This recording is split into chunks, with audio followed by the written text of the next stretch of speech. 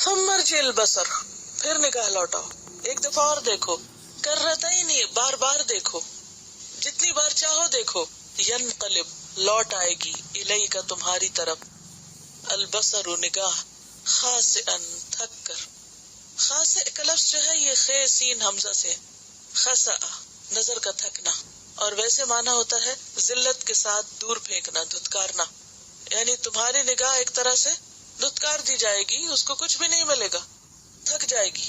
وہو حسیر، اور وہ تھکی ہوئی ہوگی، کیونکہ جب انسان بہت زیادہ اپنی نگاہ کسی چیز پہ لگاتا ہے، کسی بھی چیز کو بہت زیادہ دیکھتا ہے، تو دیکھتے دیکھتے نگاہ بھی تھک جاتی، آنکھیں دکھنے لگتی، عاجز ہو جاتی، پھر اس کے بعد آپ کوشش بھی کریں تو مزید دیکھ نہیں سکتے۔ تو کہا ہی جا رہا ہے کہ اتنا دیکھو کہ اس کے بعد مزید دیکھ نہ سکو، تب بھی تمہیں کوئی ایسی چیز نظر نہیں آئے گی کہ تم اللہ کی اس تخلیق میں کسی قسم کی کوئی بے قاعدگی، کوئی فطور، کوئی رخنا، کوئی تفاوت، کسی چیز کا اوپر نیچے ہونا، کسی چیز کا بے مقصد ہونا، بے غرض ہونا دیکھ سکو۔ کوئی بھی چیز بے مقصد نہیں، کوئی بھی چیز بے ضابطہ نہیں۔ اور اگر دیکھا جائے تو یہ بالکل درست ہے۔ ایک انسان ہے کہ جس کی زندگی تضادات سے بھری ہوئی ہے، نقص اور فساد کا مجموعہ ہے، اور اس کی وجہ کیا ہے؟ کیونکہ انسان کو آزادی ملی ہے، باقی کسی چیز کو آزادی نہیں ملی۔ سورج کے پاس اپنی کوئی آزادی نہیں کہ اپنی مرضی سے کبھی چاہے تو الٹی طرف چلے اور کبھی چاہے تو اپنی چال بدل دے۔ ستارے اپنی مرضی نہیں کر سکتے، سمندر اپنی مرضی نہیں کر سکتا۔ حالانکہ ایک انسان کے مقابلے میں ایک سمندر کا سائز آپ دیکھیں، اس کی قوت آپ دیکھیں، لیکن اس کے باوجود وہ ایک ڈسپلن میں ہے، اس کو نہیں توڑتا، جہاں تک اس کی لہروں کو آنا ہوتا ہے بس وہیں آ کے رک جاتی، اس سے آگے نہیں جاتی۔ پہاڑوں کو آپ دیکھیں، بڑی سے بڑی مخلوق کو دیکھیں، ہر چیز اپنے طریقے پر اپنی حدود کے اندر ہے، ایک ضابطے میں ہے، ایک قاعدے میں ہے، اپنا مقرر کام کر رہی ہے، کسی دوسرے پر ظلم اور زیادتی نہیں کرتی، اپنی حدود میں۔ سورج کو آپ دیکھیں جس میں کئی لاکھ زمینیں سما جائیں، للشمس ينبغي لها ان تدرك القمر ولا الليل سابق النهار، کبھی ایسا نہیں ہوا کہ رات کے بعد دن آنے کے بعد پھر دوبارہ رات آ جائے، ولا الليل سابق النهار وكل في فلك يسبحون۔ ایک سے ایک چیز بڑی، ایک سے ایک چیز انوکھی، ایک سے ایک چیز عظیم، لیکن کہیں بھی آپ کو فساد نظر نہیں آئے گا، کہیں بھی آپ کو وہ ترتیب سے باہر نکلتے نظر نہیں آئیں گے، کہیں کوئی یہ نہیں کہہ سکتا کہ یہ چیز یہاں نہیں وہاں ہونی چاہیے تھی، کوئی نہیں کہہ سکتا کہ سورج کو رات کو اور چاند کو دن کو نکلنا چاہیے تھا۔ تو ان دونوں آیتوں کو آپ دیکھیے، ایک طرف بتایا گیا کہ رحمان کی تخلیق میں تفاوت نہیں، پھر کہا فطور نہیں، اور پھر کہا کہ غور کرو تو تم کچھ بھی ڈھونڈ نہیں سکو گے، کچھ بھی پا نہیں سکو گے۔ آسمانوں کو دیکھو، قرآن مجید میں آتا فَلَمْ يَنْظُرُوا إِلَى السَّمَاءِ فَوْقَهُمْ كَيْفَ بَنَيْنَاهَا وَمَا لَهَا مِنْ فُرُوجٍ، آسمانوں میں کہیں کوئی سوراخ، کوئی رخنا نظر نہیں آتا۔ وَجَعَلْنَا السَّمَاءَ سَقْفًا مَحْفُوظًا، ہم نے آسمان کو ایک محفوظ چھت بنایا، کوئی ستارہ سیارہ اپنا مدار چھوڑ کے ہمارے سر پہ آ نہیں گرتا، ورنہ زندگی ممکن نہ ہوتی۔ کتنے بڑے بڑے سائز کے، زمین سے کئی گنا بڑے سائز کے بھاری بھرکم سیارے، صرف ہمارا جو سولر سسٹم ہے اس میں بھی جو سیارے، اس میں زیادہ تر سیارے زمین کے سائز سے کہیں بڑے، اور وہ سارے اپنی اپنی جگہ پر سورج کے گرد چکر لگا رہے ہیں، کوئی کسی سے ٹکرا نہیں رہا۔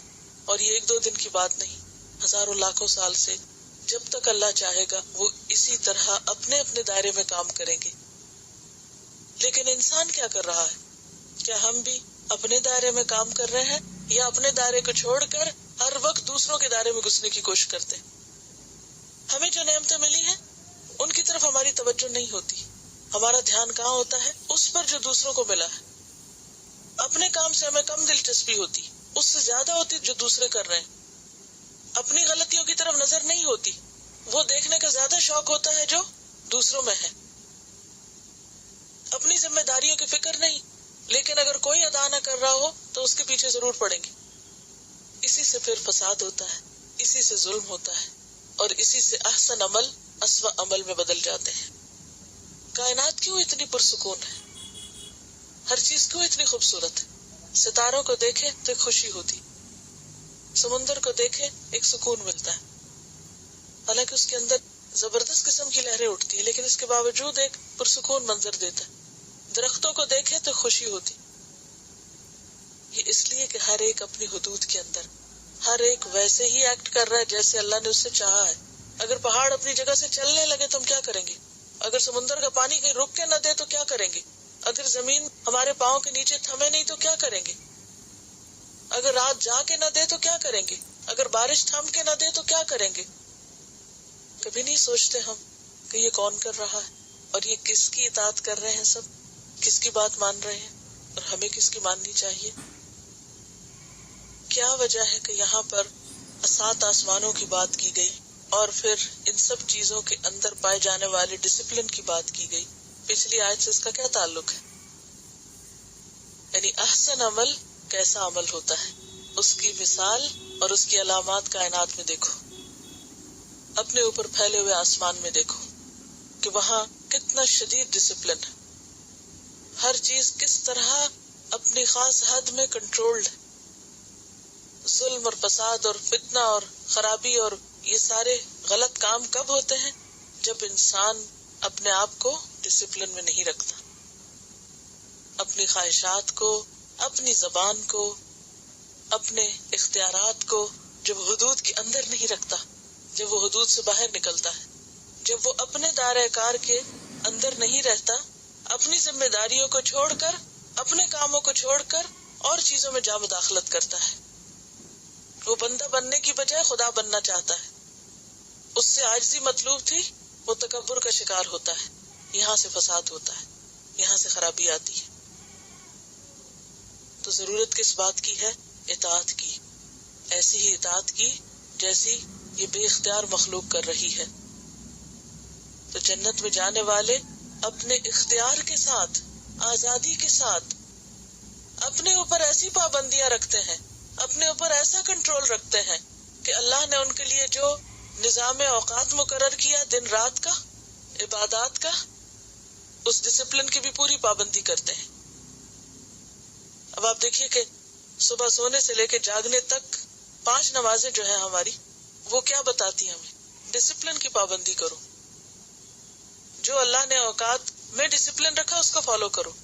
رمضان کے روزے کیا بتاتے ہیں؟ حج کا موسم کیا بتاتا ہے؟ زکوٰۃ کیا یاد دلاتی ہے؟